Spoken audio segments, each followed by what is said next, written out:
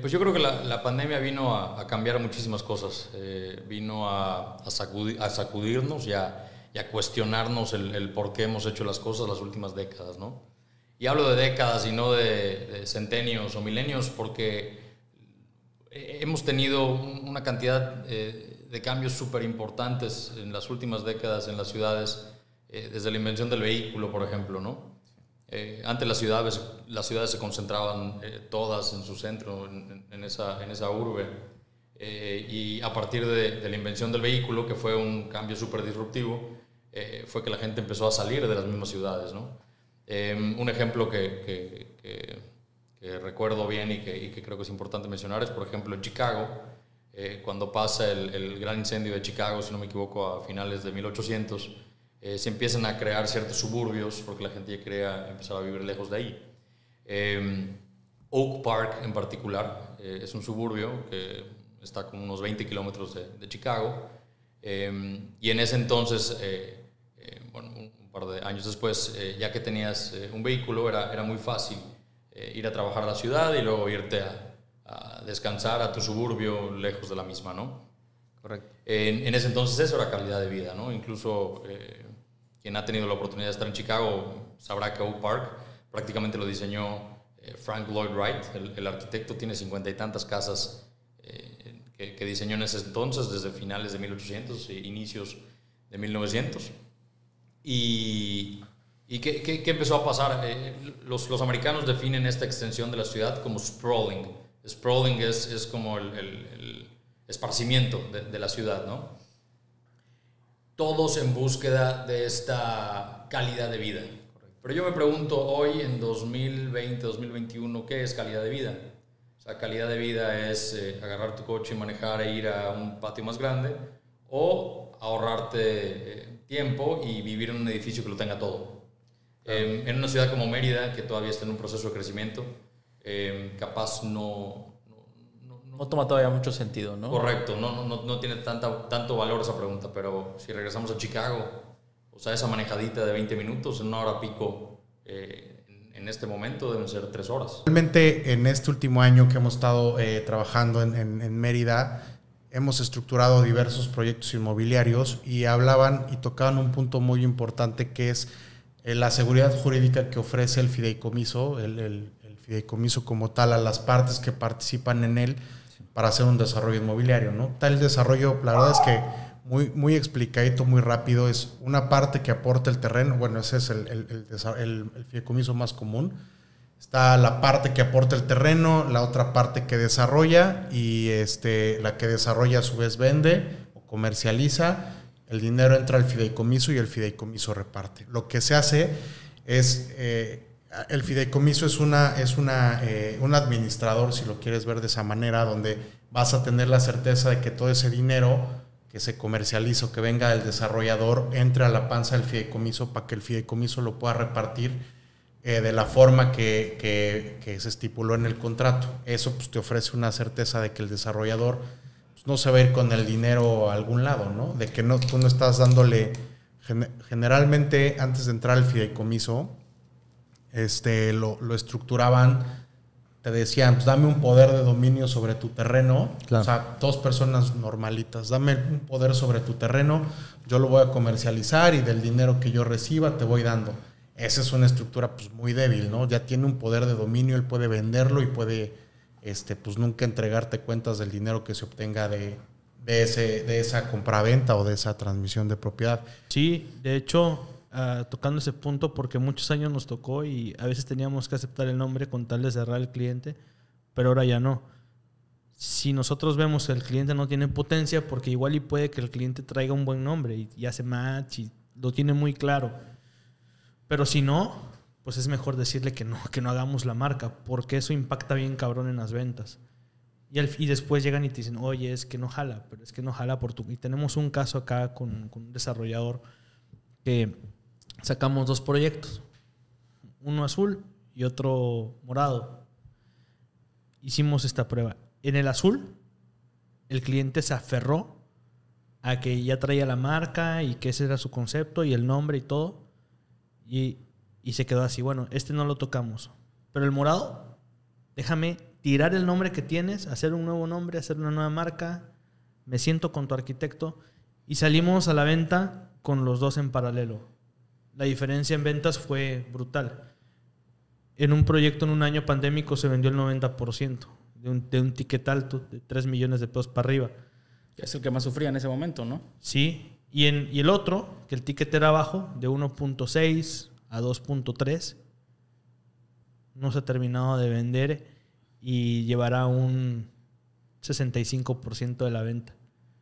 Entonces, y después de esta demostración, de este testimonial, pues al cliente le quedó bien claro. ¿Qué crees que pasa después de eso? Cuando tiene un nuevo proyecto nos dice, oye, vamos a crear el concepto primero. Y sí, ha resultado. Sí, porque yo creo que la mayoría de las veces que pasa es que te llegan y ni siquiera saben cuál es su segmento meta, ni ampliado, ni no tienen idea, ni a quién se le está dirigiendo realmente su producto, ¿no? Generalmente yo creo que el mayor común denominador a nosotros nos pasa todo el tiempo que las agencias nos hablan y nos dicen, oye, les puedo hacer un estudio, pero pues ya tienen producto definido, ya tienen prácticamente todo armado y ni siquiera entendieron quién era su cliente meta, ¿no? Entonces, muchas veces es el mayor problema, a lo mejor tan simple, pero eso empieza a romper todo tu mercado, como dices, ¿no? Sí, y imagínate, si no entienden el mercado meta, ¿cómo saben cuál es la configuración de los departamentos o de la torre que va a tener? ¿Desde qué amenidades? 2 cuartos, cuántos metros cuadrados, qué tipo de materiales debe de tener, el ticket donde deben de estar, el ticket del precio según la zona donde van a estar. Y eso impacta. O sea, ese es como el primer paso, ¿no? Por eso no me metí tanto en el tema de investigación, claro, que es la consultoría que de hecho ustedes hacen. Pero si eso no lo conectan bien después con imagínate que tú agarras y haces la consultoría y tú le dices al cliente, tienes que hacer esto, este es tu mercado meta, y te siguen los pasos, ¿no? Sí, hacen la configuración que tú les dijiste y el ticket promedio que tú les dijiste y ya está. Lo llevan con el arquitecto y lo sacan. Pero después la marca lo hacen de una marca de los 90s o le ponen el nombre al chingado. Puta, todo el buen trabajo que hay lo destruyen. Sí. Puede haber un negocio bien pequeño que en marketing se proyecta gigante y puede haber una empresa gigante que su marketing lo hace pequeño. Y esto sucede mucho en internet. ¿Cuántas veces no entras a una empresa global en el sector industrial, que es muy común, petrolero, que su facturación es de millones de dólares, y si entras a su sitio web y tú no sabes de esa empresa, parece que es una empresa pequeña con una página de internet de los 90s, y puedes, a la inversa, encontrarte con una empresa que compite con ellos, que es pequeña y que no factura millones de dólares, pero entras a su sitio web y te muestran como si fueran un monstruo. En internet todos somos iguales y todos tenemos el mismo pixel. Tienes la oportunidad de competir con cualquiera. Que es voltear a ver otra vez a los centros urbanos. O sea, vamos a alejarnos de Estados Unidos, vamos a Mérida, ¿no? ¿Qué está pasando en colonias como La Alemán, como Itzibná, como el Parque de las Américas, García Jiménez? ¿Qué está pasando? Que mucha gente que vivió ahí por muchos años, una de dos, o ya está falleciendo o ya está en sus últimos años. Correcto. Y se empiezan a abandonar esas propiedades. ¿Y qué sigue pasando? Existe esta aspiración de vivir más al norte y más hacia aquí, lo que fuere, ¿no? Y pasa que a veces esas mismas casas tienen extensiones de tierra mucho más amplias que te puedan dar un mejor gusto, ¿no? Correcto. Pero terminas yendo al norte por la parte aspiracional, ¿no? Es correcto. O sea, yo sueño con que se puedan edificar edificios, valga la redundancia.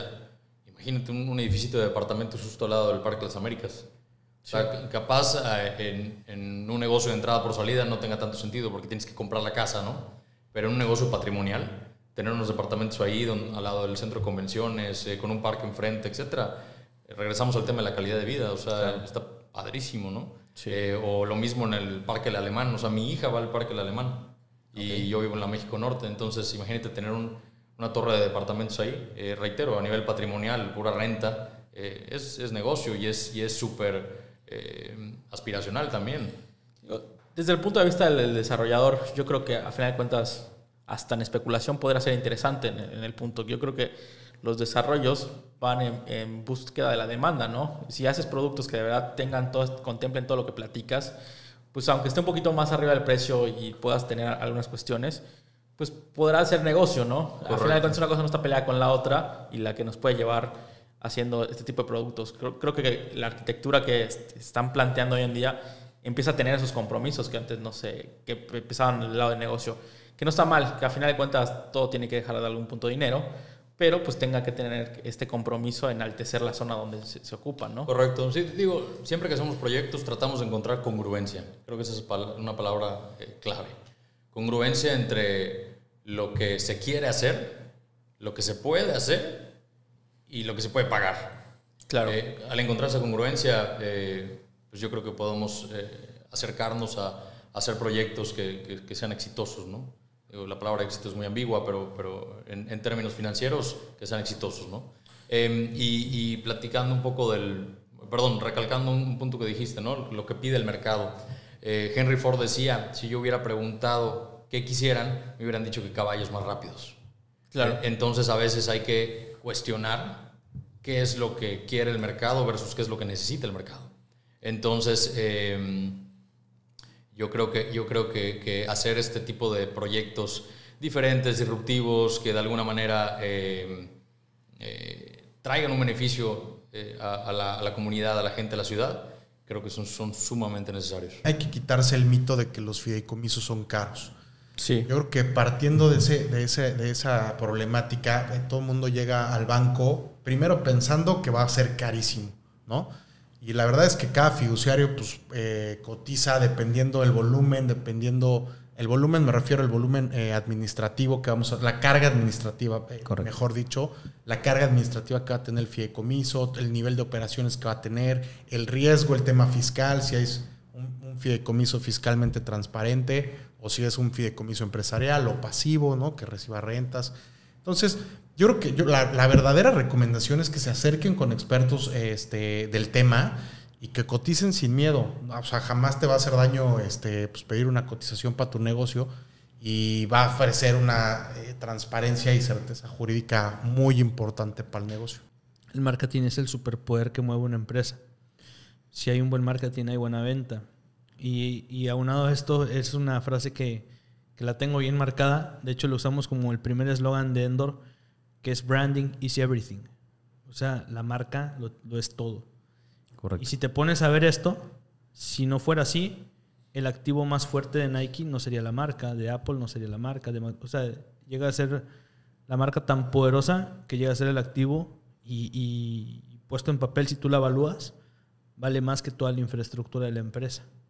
Pero obviamente para poder llegar ahí tuvo que haber una buena planeación de marketing. Un error muy frecuente que yo me topo con todo tipo de industrias, no solo el sector inmobiliario, es que muy pocas empresas, pequeñas y medianas sobre todo, tienen una planeación anual de marketing y comercial y una planeación a 3 años. Entonces, normalmente el marketing lo van haciendo como se les va ocurriendo y van haciendo estrategias, pero no saben qué van a hacer durante todo. O sea, deben de tener perfectamente claro cuál es la meta del año, cuáles son las metas mensuales, trimestrales y quién es el responsable, con qué fecha. Entonces, ese punto para mí es básico, porque si no, no vas a crecer. Claro. Y a veces no ni siquiera lo puedes medir, ¿no? Porque te dicen, mete una campaña, pero ni siquiera, si no tienes un proyecto armado a largo plazo, no puedes medir nada, ¿no? Claro. Siempre, o sea, es frecuente que llega el cliente y dice, quiero vender más. Sí, güey, todos queremos vender más. Claro. Entonces, la siguiente pregunta, tú que eres periodista, ¿cuál sería? Yo creo que sería, pues, ¿qué podemos hacer para vender más? Y otra pregunta, la más importante. ¿Cuánto tienes, no? O sea, es que cuando alguien viene y me pregunta, quiero vender más, ¿cuánto más? Sí. Si no, ¿cómo? Claro. O sea, si vendes chicles, si vendes $1 millón de al año, pues, y quieres vender más, ¿cuánto más? Quiero duplicar. 20% ¿no? más, 100% más. Bueno, si el cliente viene y dice, fíjate, yo me atrevo a decirte que solo el 5% de los clientes que vienen con nosotros, cuando les hago esta pregunta, saben cuánto más. Ah, caray. Normalmente no lo saben, ni se lo habían preguntado. Entonces, es lo más básico. Oye, quiero vender más. ¿Cuánto más en el año? No sé. Entonces les tengo que decir, bueno, si no sabes cuánto más, ¿cuánto vendiste el año pasado? Hablando del sector inmobiliario que se mueven cifras más fuertes, no. 500 millones de pesos. Ok, ¿cuánto quieres vender este año y qué productos traes? No, pues queremos vender 700 millones de pesos. Ok, entonces son 200 millones más. ¿Qué porcentaje es? Ya sacas el porcentaje. Bueno, entonces tú quieres vender un 30% más del año pasado. Y esa es la meta más importante. O sea, lo que te guía tu plan de marketing, tu plan comercial de todo el año es ¿cuánto más tengo que vender? Y de ahí se deriva todo. El gran objetivo es ese. Después deben de haber 5 subobjetivos que te lleven al principal objetivo. Estos 5 subobjetivos los divides por trimestres y trimestralmente los divides las tareas mensuales con el responsable, con la fecha límite de la tarea que se tiene que hacer y la tarea que se tiene que hacer. Entonces, va de arriba hacia abajo y está fácil, o sea, es algo bien sencillo. Sí, de hecho no necesitas ninguna matemática especial. No, güey. Si alguien está escuchando esto, creo que lo va a entender fácil, ¿no? Sí. Oye, pero estás hablando de que el 95% llega y no tiene nada de eso. Es que no saben cuánto más. Quieren vender más, pero no saben cuánto más porque... Sí, y de entrada, ya teniendo eso muy claro, ya sabes cuánto tienes que invertir, obviamente. Claro. Y de ahí, obviamente, para que te dé un rendimiento de lo que quieres invertir, tienes esa utilidad del 30% más. Entonces, claro, es basiquísimo, ¿no? Eso que dices es importantísimo. Sí. Porque de ahí, bueno, ¿cuánto más? Ya sabes que quiero vender un 20% más, 50% más, que representa tanto dinero. Haces tu planeación anual, vuélate, mete dragones que vuelen y digan la marca de tu producto. Se vale soñar. Sueña y haz tu planeación anual, que yo les digo ahí, puta, no te limites por dinero, para que no limites tu creatividad. Pero de ahí nos vamos a la realidad. Y esta es la planeación anual. ¿Cuánto dinero tenemos? ¿Qué es lo que dijiste de decir tú? ¿Cuál es el presupuesto? Ok. Y normalmente, por ejemplo, ¿qué dato tienes tú, Cristian, de la inversión que se tiene que hacer en marketing en el sector inmobiliario? Mínimo un 2% del valor del proyecto de la venta. De la venta, claro. Y entre 2 y 3 es el rango. Es el mínimo. Sí. Es como el rango del rango. Lo recomendado, que es entre el 3 y el 5%. Correcto. Hay una empresa que es líder acá que ha crecido gracias a algo. Ellos invierten el 6% en los proyectos. Y tienen una fidelidad muy grande. Digo, yo me la estoy imaginando y creo que todos se lo imaginarán. Claro. Pero tienen una fidelidad muy grande. Sale proyecto y se vende. Dicen, ¿por qué? Pues tienes una cartera de fidelidad tan grande que te haya llevado de la mano uno tras otro, ¿no? Y algo que me gusta que dice el dueño es que nosotros somos una empresa de marketing que desarrolla proyectos inmobiliarios. O sea, fíjate el cambio de chip. Entonces, regresando a la pregunta que hiciste hace rato, de qué tan importante es el marketing en un proyecto, pues imagínate eso. Ahora, el promedio es el 3%, pongamos como la media, ¿no? Sí. El desarrollador quiere pagar el 1%, la realidad. Y si puede menos, nada. No quiere meter más del 1. Sí, pero eso es lo que hace la diferencia entre un desarrollador que se convierte en líder y uno que siempre va a estar en proyectos chiquitos. Definitivo. Y la realidad es que el 3 siempre generalmente se queda corto, ¿no? El 3. Digo, y si tu proyecto no va bien, más, güey. O sea, que empiezas a ahogarte y bajarle por todos lados para poder pagar eso. Porque ahí lleva a la siguiente pregunta que tú hiciste. Bueno, ya sabemos si quieres vender 700 millones de pesos. Entonces, si ponemos que es el 3%, ¿cuánto debería de vender el cliente? ¿Cuánto debería de invertir en marketing, perdón? El 3%, saco la calculadora. Bueno, no sé si lo puedes sacar ahí. El 3% de 200 son 2 millones, como 2.6. ¿De cuánto? ¿De 2 millones? Sí. No, de 700 millones el 3%. Ah, ok. 700 millones por .03. Disculpen, estamos aquí ya echando la suma. 21 millones. 21 millones. Ok. ¿Quieres vender 700 millones? Entonces tienes que invertir este año 21 millones 21 millones de pesos. ¿Qué crees que va a decir? Estás loco, Frank. Estás loco. Bueno, entonces no quieres vender 700 millones de pesos si no estás dispuesto a pagarlo. Bueno, pongamos 15 millones. De acuerdo el sapo a la pedrada. Pues es que al final de cuentas todo tiene una métrica, ¿no, Frank? Todo tiene una métrica. Para poder llegar a esto necesitas meterle tanto a esto, ¿no? Y es una métrica, al final de cuentas. Probablemente hoy en Mérida, calidad de vida sea en efecto trabajar en un edificio y manejar 15, 20 minutos a tu casa en el country o en donde quieras, Cabo Norte, donde sea, ¿no? O no irnos a este tipo de desarrollos, o puede ser en Sitiá, Concal, donde fuere, ¿no? Pero yo me imagino que en 20 años, cuando el tráfico acá sea una locura, no creo que calidad de vida sea el sinónimo de estar 2 horas en tu coche para ir a tu casa. Claro. Verbo y Gracia está la Ciudad de México, ¿no? Correcto. O Chicago, Los Ángeles, o Houston, o en mil cantidad de ciudades, ¿no? Entonces, hay un edificio en particular que engloba prácticamente ciertas particularidades que tiene que tener una ciudad en una sola edificación, que es el edificio de Shanghai, el Shanghai Tower de Gensler. Es un edificio que tiene 7 parques. O sea, ¿cuándo te ibas a imaginar que un edificio iba a tener un parque adentro, no? Así es. Entonces, bueno, tiene parques, escuelas, tiene oficinas, comercio, etc. Entonces, pues no sales del edificio, ¿no? En una ciudad tan congestionada como Shanghái, yo me imagino que calidad de vida es bajar de tu oficina, comer, luego regresar a una junta, dormir un ratito, bajar, hacer un shopping, recoger a tu hija de la escuela, ir al parque un rato y no saliste del edificio, ¿no? Estamos hablando de una reorganización. ¿Podríamos utilizar ese término? Yo creo que se volvió el beneficio del tener el auto que mencionabas hace muchos años, la creación de generar esta herramienta como mejora. Hoy ya esa herramienta no es tanto positiva, sino que empieza a ser negativa para el tema de diseño de ciudades, ¿no? Es que creo que el tema es que lamentablemente como seres humanos imperfectos que somos, diseñamos basados en el miedo, basados en ciertos sentimientos irracionales que no nos hacen darnos cuenta del impacto que va a tener en muchísimos años, ¿no? Vivimos en el ahora, ¿no? Por desgracia. Sí, hay muchas filosofías que nos llevan a eso, correcto, pero no necesariamente tiene que ser para todo, ¿no? Entonces, ¿qué ha pasado? Que todas las ciudades que conocemos contemporáneas desde que nacimos hasta ahora, en nuestra existencia siempre ha existido el coche. Claro. Pero pregúntate, ¿cuándo el coche se convirtió esencial? 1930, 1940, ¿no? Así es. No tiene ni 100 años. No. ¿Y cuándo se inventaron las grandes avenidas americanas? Creo que fue Eisenhower en el 55, 56. Sí, como el 60. Sí, empezó siendo un artículo de lujo, un artículo aspiracional y se convirtió en primera necesidad. Sí, correcto. Entonces, las ciudades contemporáneas están diseñadas para el coche.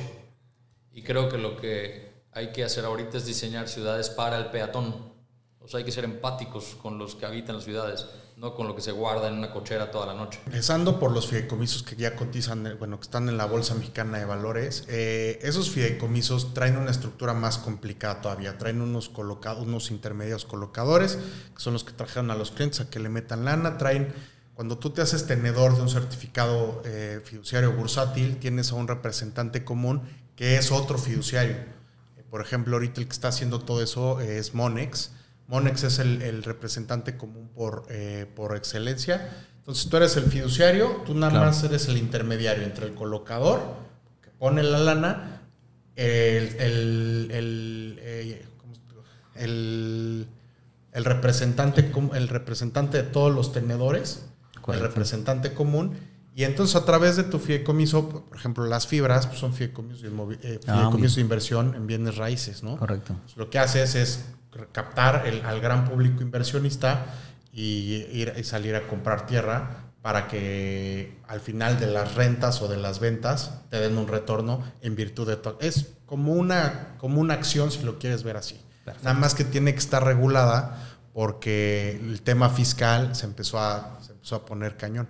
Por ejemplo, ahorita había la iniciativa de que las fibras privadas, que era todo esto, era la misma estructura, pero sin un intermediario, sin que estén en la Bolsa Mexicana de Valores, ni que tengas un representante común. Era una serie de personas, se juntan, le meten lana y apuntan a dónde quieren comprar, ¿no? Eso, una fibra privada, lo que decía, tenías que cumplir con ciertos requisitos para que fuera una fibra privada. Y si es fibra privada, te daba ciertos beneficios fiscales. Claro. Lo que decían es que incentivaron con esos beneficios fiscales porque querían incentivar el negocio inmobiliario en México. Pero se dieron cuenta, o bueno, ese es el argumento que ponen, se dieron cuenta que en lugar de incentivar, nada más lo usaron de estrategias fiscales para empezar a invertir a través de esto. Entonces, creo que lo quieren retirar. Porque desafortunadamente igual muchos empresarios y muchos emprendedores ya no creen en el marketing, ya no creen en las agencias, y es natural porque han tenido que recorrer 10, 15, 8 agencias y se llevan un mal sabor de boca. Entonces, no hay resultados. No, pues imagínate que tú compras esta agüita ahorita y sabe fea, y después compras esta agüita y sabe fea, y después la de allá. Claro. La cuarta agüita ya no la quieres. Pero yo creo que también va un tema de cultura, ¿no, Frank? O sea, pues en un mes no, o sea, sé claro, en un mes no vas a tener resultados que esperas de todo lo que estás proponiendo, ¿no? O sea, la realidad es que es cíclico. O sea, también puede ser por eso. Hay muchos factores y errores que todos cometemos como ser jefes y que dicen, oye, ya le metí pauta, ¿por qué no llegó nada? Sí. Oye, pero es que la campaña que decidimos hacer era de posicionamiento de marca, no que esperábamos clientes.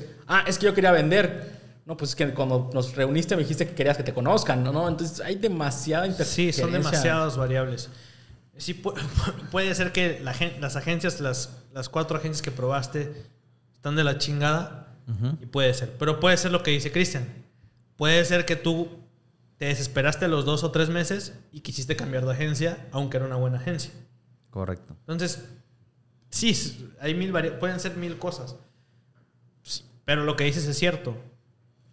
En Latinoamérica les cuesta invertir en marketing. A pesar de que, sí, vamos a invertir. No se le da importancia. No se le da la importancia que le da. Pero los que sí le dan importancia se están convirtiendo en líderes. Ahí te vas a ver cómo te va a ir ahorita que tú eres de las pocas consultoras que tienen su podcast. Claro. Estás arrancando, está bien. Sí. Pero eso marca la diferencia bien, porque me dijiste, todo el equipo es propio. Sí, y es un compromiso para la gente, para el que nos escucha, para nuestros socios, para la gente que confía en nosotros, para gente como tú, que hemos trabajado en un par de ocasiones. O sea, es un compromiso hacia dar un mejor servicio, un mejor valor, y para que la gente empiece a entender y que sea más común el idioma de lo que estamos haciendo, ¿no? Por lo menos como uno es un compromiso para que todo el mundo entienda, y por eso, ¿no? Y te permite dar un rostro humano, ¿no? Al fin y al cabo, que no sea un servicio frío de consultoría, ¿no? Sí. No voy a dar nombres de consultoría, ¿no? Pero la verdad es que muchos son grandes amigos, ¿eh? Entonces no pasa nada. Pero no por eso, sino de las 2, 3 grandes, ¿cuáles tienen podcast como tal? 2. Las 2 que platicamos, las 2 tienen. Sí, las 2 tienen. Ok, y de ahí, hablemos de... Frecuencia. ¿De frecuencia? Uno al mes, una, y otra cada vez que se le ocurre. Ahí está, bueno. Pero lo tienen. Sí. Pero ahí está. Claro. Y del resto, hablemos de... No sé, ahorita hay otras 10 locales. Sí. Locales, sí, como 3. Como 3. ¿De cuántas? Locales como 4 somos realmente, ¿no? A nivel sureste, ponle. 4. Sí. ¿Y cuántas traen podcast? Solo nosotros. Ahí está. Es que eso va marcando la diferencia a mediano plazo. Hoy, bueno, puede ser que de lo que estamos hablando ahorita te salga un cliente, ¿no? Porque claro, puede ser. Pero esto no es ahorita. En 1 año, en 2 años, que agarre fuerza el episodio, el podcast, el canal, ahí es donde está lo bueno. ¿Y qué pasó con tu competencia ahorita? Sí, va a empezar a trabajar. Trabajo. Pues ya se lo dijimos, va a reforzar. No, sí me gusta decirlo, porque también aquí me puede estar escuchando la competencia. Sí, y te voy a decir algo. La realidad es que lo ven en el contenido de nuestra página web. O sea, nosotros nos hemos esforzado por de verdad dar contenido los últimos 3, 4 años. ¿Por qué? Porque es un compromiso que adquirimos. Dijimos, pues somos los locales, jugamos la cancha de local a nivel sureste. Dijimos, pues vamos a apostarle. Hoy empezamos a diversificar a destinos de playa en general en la República, pero pues decimos, esta es la cancha que nos gusta jugar, ¿no? Y vamos a ponerla alta, ¿no? Definitivamente. Pero es una estrategia de marketing que tardamos más de 1 año en concretar, en que hoy sí, mañana no, siempre sí. Y llegamos al punto en que pues ya vamos a hacerlo, porque si no vamos a quedar... los que vemos como líderes, los vimos, dijimos, no, pues estos güeyes ya llevan una cantidad considerable de capítulos, entonces dijimos, hay que empezar. Y le va a pasar lo mismo a nuestra competencia en algún momento, ¿no?